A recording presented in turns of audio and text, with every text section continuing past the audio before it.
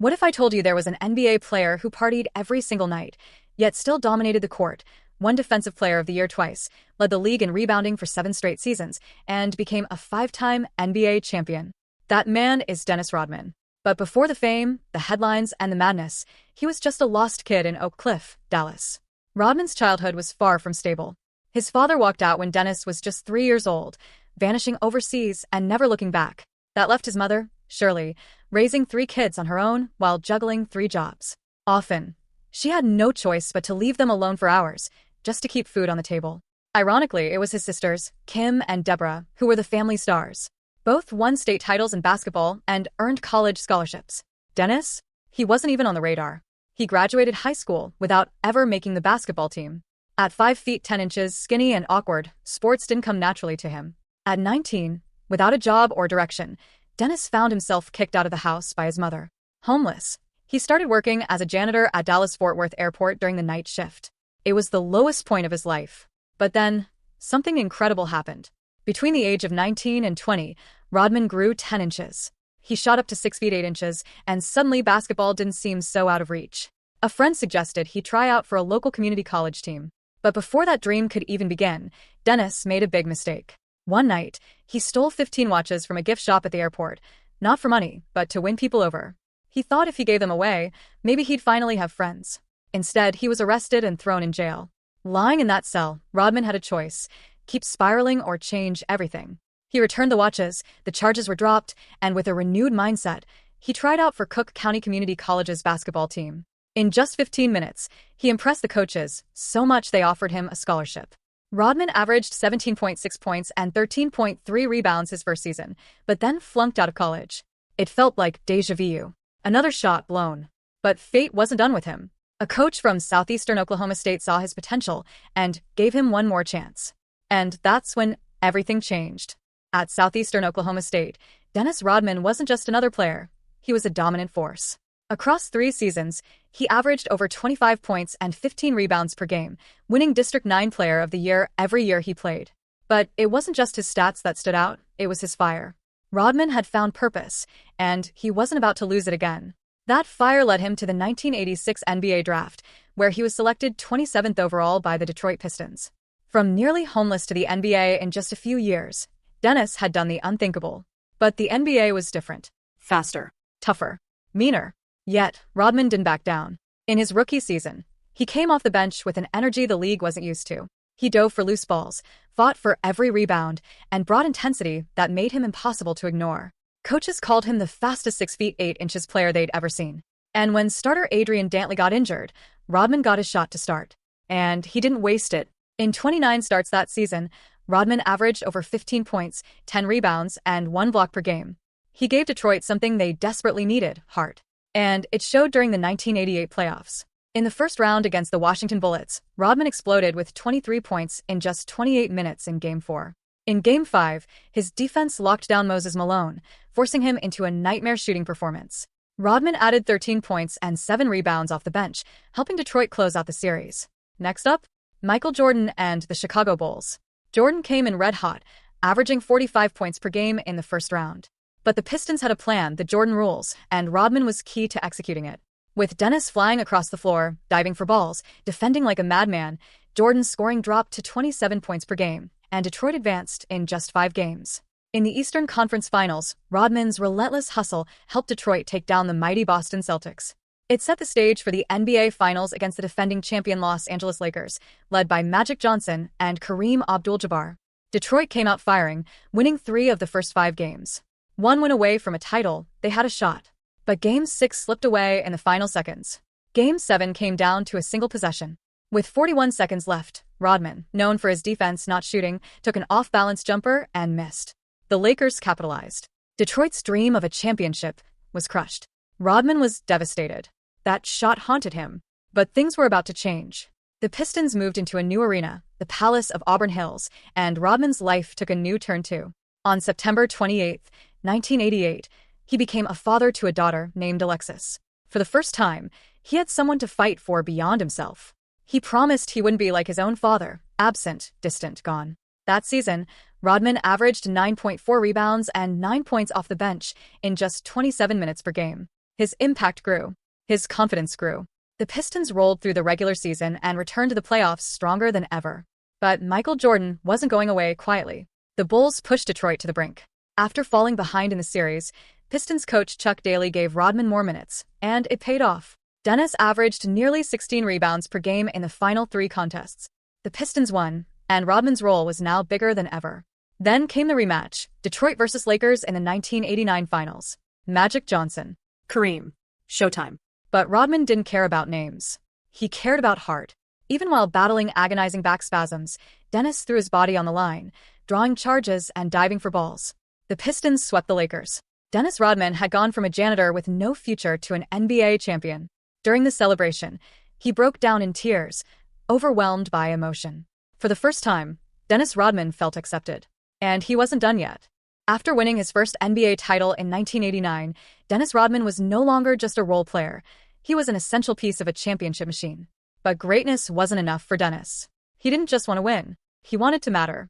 The 1989 to 1990 season saw Rodman become a full-time starter, thanks to veteran teammate Mark Aguirre willingly giving up his starting spot. Rodman wasn't sure at first. He asked every teammate if they were okay with him stepping into that role. And when they all gave their blessing, Dennis took the court like a man on a mission. He averaged over 10 rebounds and 8 points per game, but it was his effort that stood out. Night after night, Rodman was everywhere, crashing the boards, hustling for every loose ball, guarding the other team's best player. It paid off. The Pistons stormed through the playoffs and made it back to the NBA Finals, this time facing the Portland Trail Blazers. Detroit hadn't won a game in Portland since 1974, but Rodman's presence shifted the tide.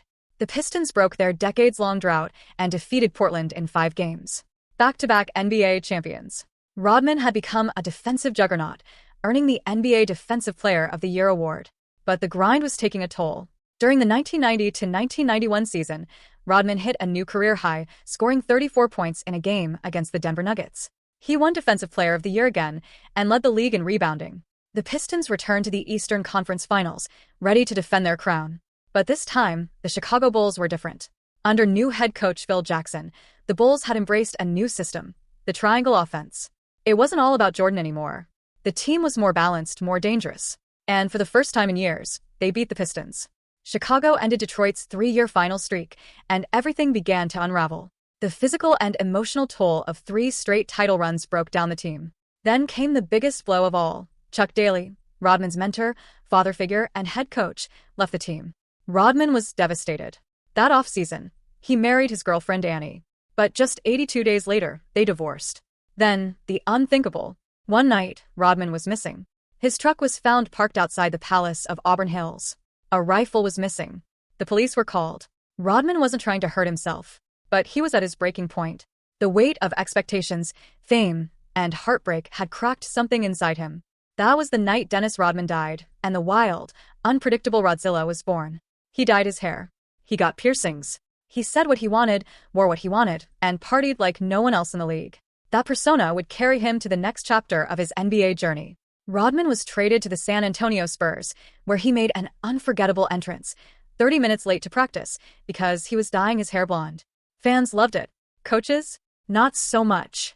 Rodman kept dominating the glass, leading the league in rebounding again with 17.3 per game, but his antics kept piling up. Missed practices, fines, ejections, conflicts with management. He dated Madonna, partied with rock stars, and treated the NBA like a side hustle to his nightlife. Still, on the court, unstoppable. During a game in Utah, while dating Madonna, Rodman missed practice because he was out partying. He was suspended, but came back the next game and grabbed 20 rebounds. That was Rodman, chaotic, unpredictable, and somehow still dominant.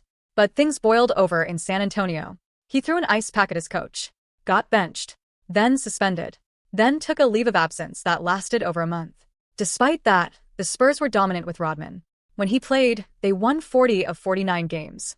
Without him, not the same. In the playoffs, tension returned. Rodman clashed with coaches, refused to follow strategy, and partied nonstop.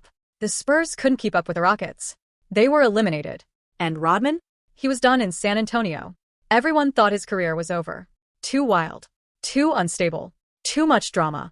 But then, a call came from the one team no one expected. The Chicago Bulls. Phil Jackson. Michael Jordan. Scottie Pippen. Rodman was about to join the very team he once despised. and somehow it would become the greatest chapter of his chaotic, unforgettable career.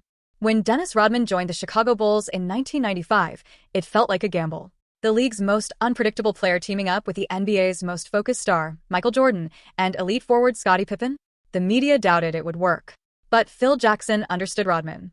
He didn't try to control him. He embraced his chaos. Phil became more than just a coach to Dennis. He was like family. With a calm, zen-like presence, Jackson gave Rodman space to be himself as long as he delivered on the court. And Rodman did.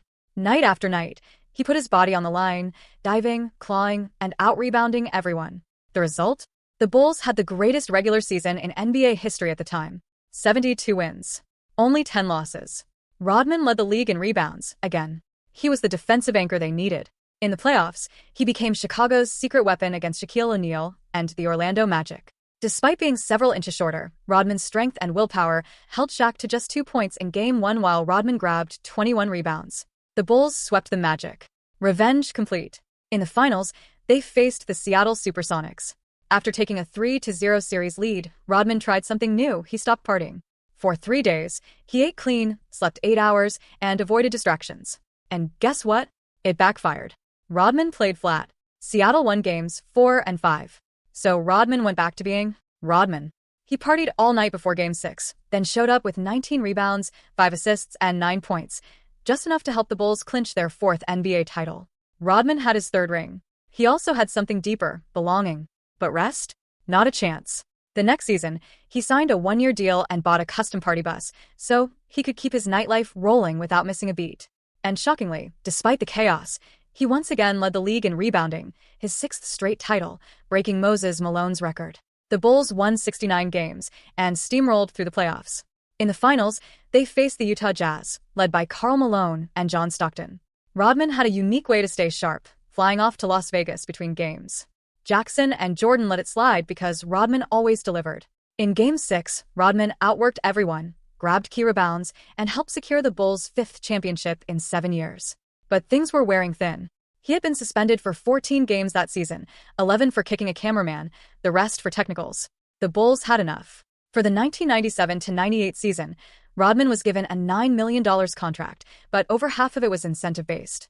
If he missed games or acted out, he wouldn't get paid. It worked. Mostly. With Scottie Pippen out to start the year, Rodman stepped up. He grabbed 29 rebounds in a single game against Atlanta. But once Pippen returned, Rodman felt burnout again. He asked Phil Jackson for a 48-hour vacation. What did he do with it? Vanished to Vegas. Doubled the time limit. Missed a game. Jordan had to fly out and drag him back. Yet somehow, once he was back, he went on a tear, averaging 18 rebounds a game, including 7 offensive boards per night. Rodman earned his 7th straight rebounding title, setting an NBA record that still stands. In the 1998 finals, the Bulls faced Utah again. This time, Rodman skipped practice to wrestle with Hulk Hogan on live TV. And just days later, he was back grabbing 14 rebounds in Game 4 and helping the Bulls win the title, their 6th in 8 years and Rodman's 5th championship ring.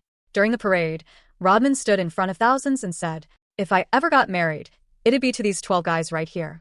That should have been the final chapter. But it wasn't.